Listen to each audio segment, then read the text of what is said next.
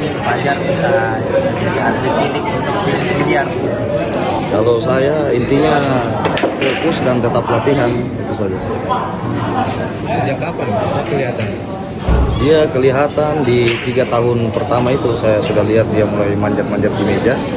Nah itu awalnya. Selama ini yang ajar Bapak sendiri berarti? Iya, yang ajar ini saya sendiri.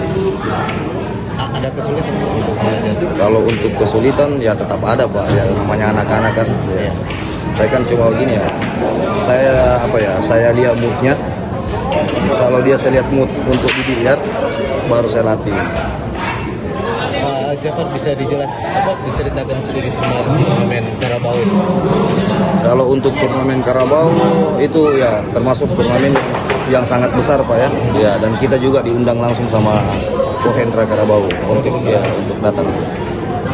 Kenapa sampai akhirnya diundang melihat kompetisinya kejuaraan di tingkat lokal? Kemarin kan sempat viral yang di TikToknya kan, yang dia ikut home turnamen lah yang di kampung. Nah, mulai di situ Kohendra lirik dan panggil lah untuk bergabung. Setelah lihat kompetisi ini ada rencana ke depan seperti apa? Iya, rencana ya tetap fokus dilatih aja. Ya. Sudah dapat klub? Kalau klub dapat dari Kohendra langsung yang masuk di pro team. Ya, Karabau. Ya Pak, ini kan Fajar sudah masuk di klub Karabau ya Pak ya.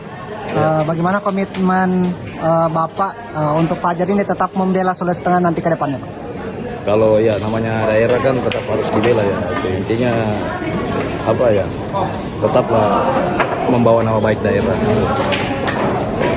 Kalau dari Khusus Sultan Pak sudah memberikan pernyataan kalau mereka siap dengan memberikan pembinaan dan pelatihan profesional untuk Fajar. Jadi dari Bapak nanti siap kalau Fajar harus berlatih di luar teritori, di luar negeri, jadi pembinaan yang lebih baik. Kalau saya sih siap-siap aja ya. Intinya bisa mengembangkan bakat anak ya, alhamdulillah saya tetap mendukung. Kalau waktu awal Pak, bagaimana Bapak merasakan mentalnya Fajar untuk turnamen internasional yang atmosfernya berbeda dari Tito? Bagaimana Pak? Bagaimana Bapak mempersiapkan mentalnya Fajar untuk menghadapi turnamen skala internasional yang mana atmosfernya beda dengan dari Tito? Ya itu yang saya bilang tadi, intinya fokus di latihan aja. Ya. Fokus latihan. Ya. Kemarin di turnamen itu yang lawannya umur berapa sih? Kalau masalah umur kurang tahu, kayaknya di umur 14-an ya. 12 ya. Kemarin masuk sampai apa? Di stage kedua. Stage 2. Ada berapa stage? Dia sampai 3 stage. Berarti dia kalahkan yang pertama itu. Iya, dia kemarin kan langsung di babak utama. Cuma kan aturan pertandingan kemarin single eliminasi, yang kalah langsung gugur. Ya. Cuma alhamdulillah kemarin dia dapat skor hil-hil. Ya. Sempat menangis Final skor ya, dia sempat final skor. Untuk Fajar sendiri cita-citanya kalau boleh tahu Pak? Fajar cita-citanya apa? Bagaimana Pak mendukung cita-citanya? Apakah sebagai orang tua mendukung saja Pak? Intinya masih jalur positif ya, saya tetap mendukung. Ya, Apa nama lengkapnya kita? Jawab. Ya, pertama-tama saya ucapkan terima kasih kepada teman-teman media yang saya tidak bisa sebutkan satu-satu yang sudah hadir pada hari ini begitu antusias terhadap atlet cilik Ananda Fajar, yang dimana bocah viral ini sangat beberapa minggu terakhir sangat luar biasa pemberitaannya di media massa. Ya, saya sebagai Ketua Umum Popsi Sulawesi Tengah sangat mengapresiasi bahwa Ananda Fajar adalah putra Toli-Toli yang mana begitu sangat dihargai di nasional. Dan juga saya sangat memantau Fajar di mana Ananda Fajar sudah join kepada salah satu klub biliar terbesar di Indonesia, yaitu Karabau. Dan pada hari ini saya mengapresiasi bahwa Ananda Fajar bisa datang dan menghadiri acara ini. Kebetulan beliau dari Jakarta. Kemarin sudah sempat makan malam sama Wakil MPR, Saudara Akbar.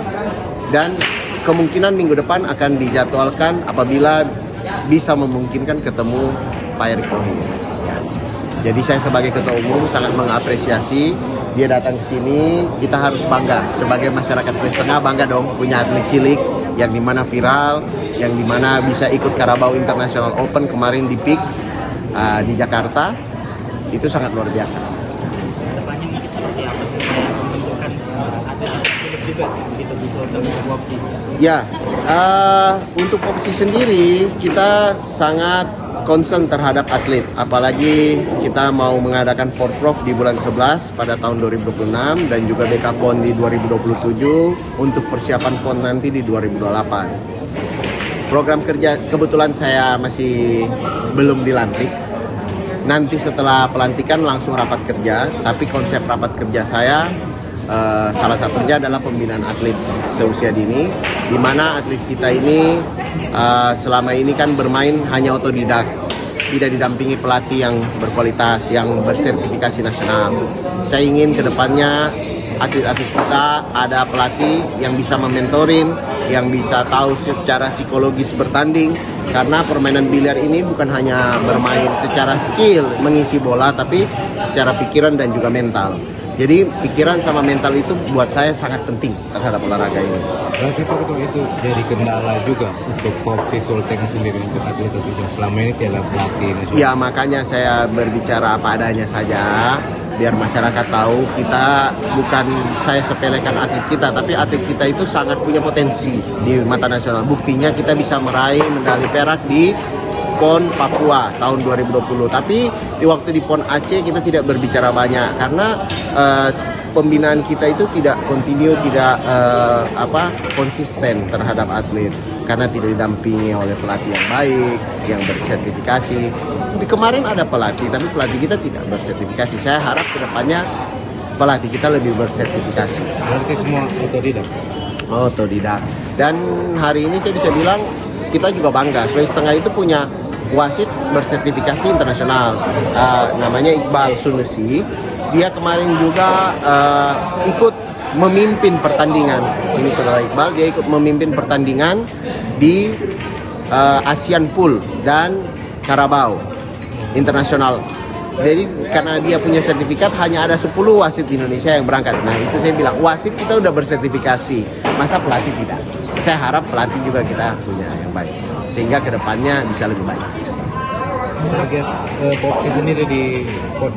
Pak, target Popsi PON sudah jelas, bahwa Ketua Umum KONI, Saudara Fatur, ingin Sulawesi Tengah masuk 10 besar. 10 besar saya ingin di situ Popsi juga berkontribusi medali untuk menjadi 10 besar di Sulawesi Tengah. Oke, siap. Menjelang Natal dan Tahun Baru, penyediaan air bersih oleh PLN WIP Sulawesi di Desa Bungin Timbe menghadirkan akses air layak sepanjang musim. Fasilitas ini menjaga pasokan tetap stabil, meringankan kebutuhan harian, mendukung ekonomi lokal, serta memberi dampak positif bagi kesejahteraan masyarakat sekitar pembangunan infrastruktur ketenagalistrikan. Program ini dirancang untuk mendukung kehidupan warga di masa kini dan masa depan. Download Tribun X sekarang, menghadirkan lokal menjadi Indonesia.